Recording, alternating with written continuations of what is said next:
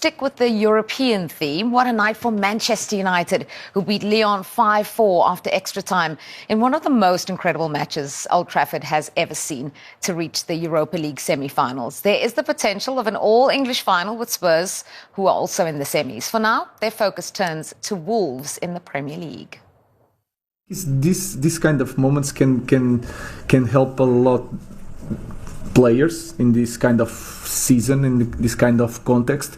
These kind of moments can create some connection between the fans and the players, and we can forget for a few minutes what kind of season we are having. But again, today is a good feeling, but tomorrow we need to start everything again. The team is committed. They know that we have a lot of work to do. The work is not done. We have a lot of points to fight for, and we are ambition. We have a team with ambition, and I believe that we'll compete in every games until the end. What a night for Manchester United fans. I mean, have you seen the meme of the little kid who was crying, and then at the end, that's the agony and ecstasy we experience as football fans, right? Absolutely. There is no other sport that can take you on such extreme highs and lows as football. I was talking to a colleague of mine who was at the game last night, and he was saying up to 75 minutes, Man United were best performance under Amorim, and they were heading into the semi-final. Then the next 45, half hour, say, they were the worst, and Amorim was going to get the sack because Lyon had come back and scored from 2-0 down and scored 4 goals with 10 men. And then suddenly it was party time at Old Trafford, and all the fans who had left at 4-2 were trying to get back in to see the 2 late goals and join in the celebrations. Terrific for Manchester United, terrific for Amorim, terrific for Harry Maguire as well. And I think you have to talk about that night in relation to 1999 and York and Solskjaer scoring those late goals, sorry. That's all right. No. Because it really was one of... I'd probably go even a stage further and say not just one of the best nights in Old Trafford history, but that might be one of the best finishes we have ever seen in a European, in any game, really. I think it was the first time that 2 goals have been scored in the 120th minute of a European tie ever. Unbelievable scenes, and you can understand why all the Manchester United fans I have on my socials have suddenly, they've got something to celebrate. It's been such a difficult season for them, and to hear Ruben Amorim say that he's just going to play the kids in the Premier League now, how do we feel about that? Do you understand it? Would you, as a United fan, if you were one, to back him, say, I get it, go and win the trophy? Well, last night was so important for them to remind themselves it's possible. They're a big club, but the fans have been spoiled for many years, and in recent years it was tough for them. They want to catch up with some of the other teams, Man City, Liverpool, Arsenal even, and that's why that was important. I don't think that's going to change everything under Amorim, but it was a great atmosphere, and that's the way he talked about it, that sound, he wants that sound again. He'll get that sound if they win European competition. But then to move on next season, they've got a long way to go. It's been a tough season for Amorim when he came in. I expected more. And I don't think it's just the manager's fault. The whole club is in a transition period, and they need to sort it out on many different levels. There isn't just one person to blame, but last night was a great reassurance how good they can be. Yeah, what do you think about I'll play the kids in the Premier League? Yeah, it'll be interesting to see what some of the other clubs in the Premier League might think of that. But at the same time, it's his job to manage his squad as he sees fit. And that game would have taken a lot physically and emotionally, you'll know far better than me, of the players. So you can understand why he would look to put in whatever players don't have that many legs in them for the next few games, so that the players can come back fresh. This is a huge moment for Manchester United, because if after losing 14 matches in the Premier League, they were to make it into the Champions League, courtesy of winning the Europa League, he's had a real result. A real result. And there's a history with Manchester United playing kids. Yes. So maybe Ruben Amorim, he read in the books or did his research, playing kids at Manchester United, you can actually win something. Spurs are in the other semi-final, so there is a potential collision course between those two. in a potential final? Do you think all would be forgiven? Same for Postecoglou as well, because you've got two managers who have performed way below expectation in the Premier League, and yet if they get to a final and potentially win a trophy, should that clear the slate? Should that buy them more time?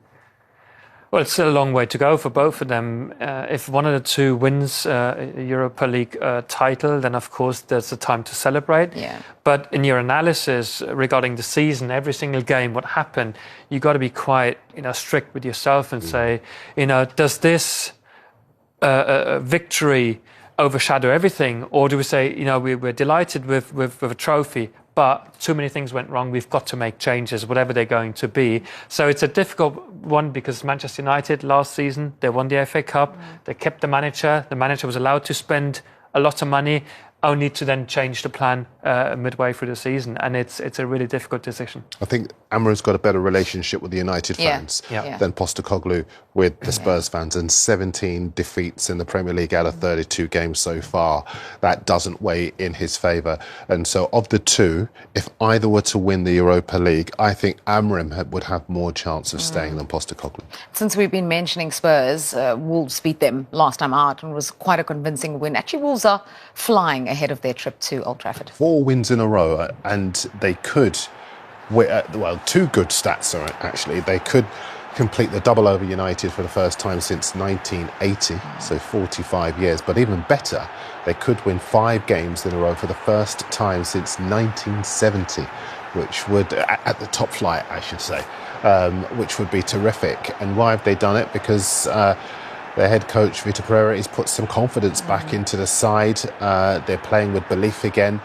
They're harassing defenders, and they're producing this. It's terrific to see from them. And even though they are away from home, if United play the kids, then I could see maybe the feel-good factor being replaced with a little bit of frustration. And that's quite key. I'll just hand over to you, but that's quite key, because I think they've really recaptured at Old Trafford the feel-good factor. Everyone's buzzing from the climax to the game against Lyon. You're mentioning, and I can see that kids thing. If they were then to have a really underwhelming performance, could they lose that feel-good factor? There is that danger for sure. And I saw Manchester United this season under Amorim, where I thought, OK, this is the change, Liverpool. It was a really good performance. It was a draw in the end. But the way they played as a team, they defended, they were disciplined. I thought, now their season is going to go, everything's going to go in the right direction. And it didn't. They beat Manchester City. That wasn't a game changer for them. That's why last night, great memory, but it's not going to change everything. If they, like you said, play with a young group of players and it doesn't come off, the mood will change very quickly. OK, well, Manchester United are into the Europa League semi-finals, and so are Spurs. Yeah, sure. Look, Wolves have obviously gone on a great run lately. They're a much different side to when perhaps Vitor Pereira took over. What do you make of what he's done? What do you make of the team you're facing this weekend? I think he's doing an amazing job. He's playing in 3-4-3. He's doing quite well. He's changing some players. He has a really quality players. Cunha, all these guys, they have real quality. They are fresh. So we know that it's going to be a tough match, and we are going to need a lot from our supporters. I know that is a bad thing to ask anything in this season from our fans, but we need them on Sunday. You mentioned you're potentially going to take some risks with the team selection this weekend. How much of a change do you expect to make to your team? I have to see it. Players like Dalot, they are really always ready, but today he was really tired.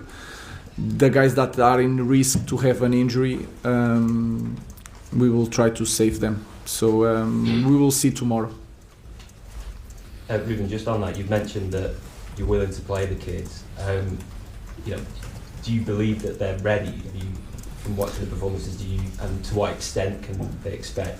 I think it's not the best moment or the best season to put some kids to play, because again they need a strong base to really show what they can do. But in this moment, we need to do it. And sometimes you have surprises. Aiden just played, and I can be honest, because we had a lot of injuries in that moment. But today, I think Aiden as my player. So if when he's ready, he's facing the competition in the team and is ready to play. So you don't know. Amas did really well today.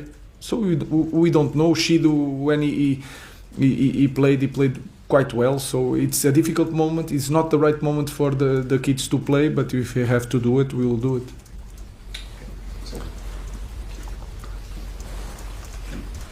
Hi again, Ruben. Will Victor Lindelof be available? It looked like he was warming up to come on tonight at half time. He's available. He has personal issues, like Noose, so we had to let him go. But everything is okay now. But I know that football is really important, but there are things that are more important, and then they will be ready to face the next game. And just on the youngsters, obviously you've not been able to play Chido Obi in the Europa League. Is he likely to be getting more minutes in the Premier League where you've only got Rasmus Yes. now? Yes, I think so. Yeah. Thank you. Sorry, just on Nusa, when you say personal issues, was that something that kind of came to light during the game? Or I don't really... Yeah, both during the game, and sometimes you don't control these things, and everything happened this season. So, but everything is okay now. We spoke a lot before the game about Andre Onana and before the first leg as well. How impressed were you? I know you conceded a number of goals, but how impressed were you by his response to what happened and everything? I think he did really well. So he did a good game. He has to continue to do good games, and I'm really happy for him because it was a tough moment. But let's move forward, and now he has to be ready for the next games.